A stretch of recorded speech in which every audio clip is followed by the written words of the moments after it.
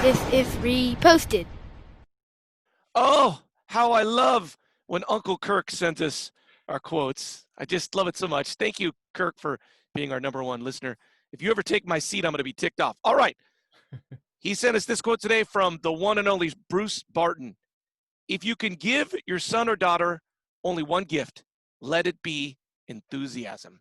Okay, Andrew Keller, I feel like this is another one of those Carpe Diem segments we're going to do. Seize the day. Yeah, it is that, but I want to talk about Bruce Barton first. I didn't know Okay. much about him, and All he, right. to me, is the original Don Draper. Did you ever watch Mad Men? I watched it on and off. I definitely saw the final episode. So Bruce Barton was a founder. He's a madman. He was a president of BBDO, which is still in existence from 1939 to 1961. And he also served 2 terms in Congress representing the Manhattan District. He also had an affair, but go on. Right. So many Don Draper references. But this is, I mean, I agree with this. I think enthusiasm or maybe grit could be interchanged for this. But I think you can accomplish anything if you have enthusiasm, because you're less likely to be deterred from whatever is happening. So we're on video, and Larry just opened the door to interact with the others. I left my notes outside. Now I'm good. I'm fully here. So for me, one example that came to mind right away was when I was 10-ish, I found an old pogo stick in the garage. And I was like, I'm going to learn how to do the pogo stick. And I was terrible at it for about 8 hours. And then? And I persevered, and now I can do unlimited pogo sticks. I can do it with no hands. When I was on MasterChef, I came out to the judges on a pogo stick. So we should all write pogo sticks? That's exactly. If you're listening to this, quit your job, get on a pogo stick, and get to it. No, I just think being enthusiastic about something lets outside forces be less likely to influence your outcome. You're more determined. Nothing gets done in this world without passion. That's right. I had a friend who I will not name. He might be the same guy that took cold showers. He loved playing wiffle ball. You know what he did? He started a wiffle ball tournament. And he ended up having like 30 people play in this wiffle ball tournament. And I turned to him one and said, like, why are we doing this wiffle ball tournament? He says, because I love wiffle ball. Same thing with my Aunt JoJo. She brought donuts every day to her Catholic church and sold them for the charity. And at her funeral, the priest said, you know why Aunt JoJo sold donuts? Because she loves donuts. You know why Christopher Columbus, by the way, not the best of guys, as we've just learned out, but you know the reason why he left Spain and went west is because he thought he could do it. Passionate people change the world. Like you said, enthusiasm changes the world.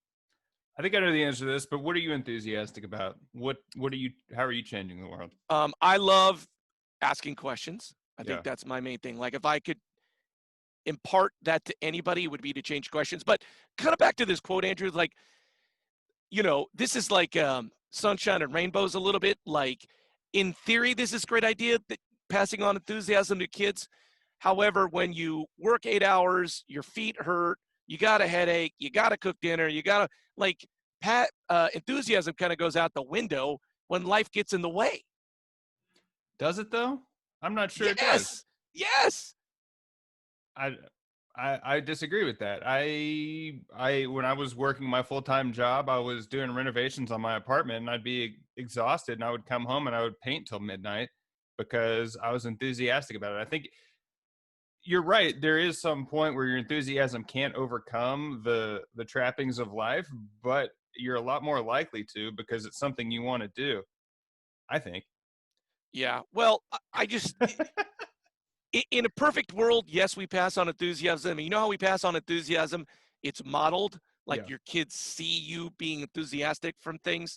I certainly want to pass on morals. I want to pass on them being able to memorize the Black Alicious song, the alphabet rap.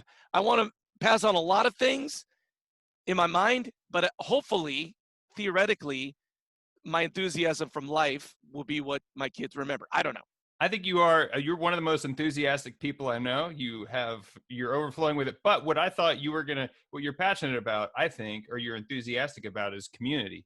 You guys live in a very specific neighborhood, and I feel like you are more connected to your neighbors than most people I know. I mean, maybe I'm wrong. What do you?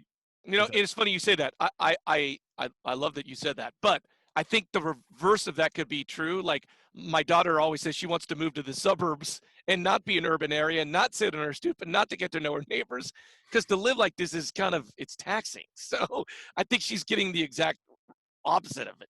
Well, yeah, but you grew up in the suburbs. Now you live in an urban center. I grew up in the suburbs. I did that. I know, just we're passing it every other generation. It goes back.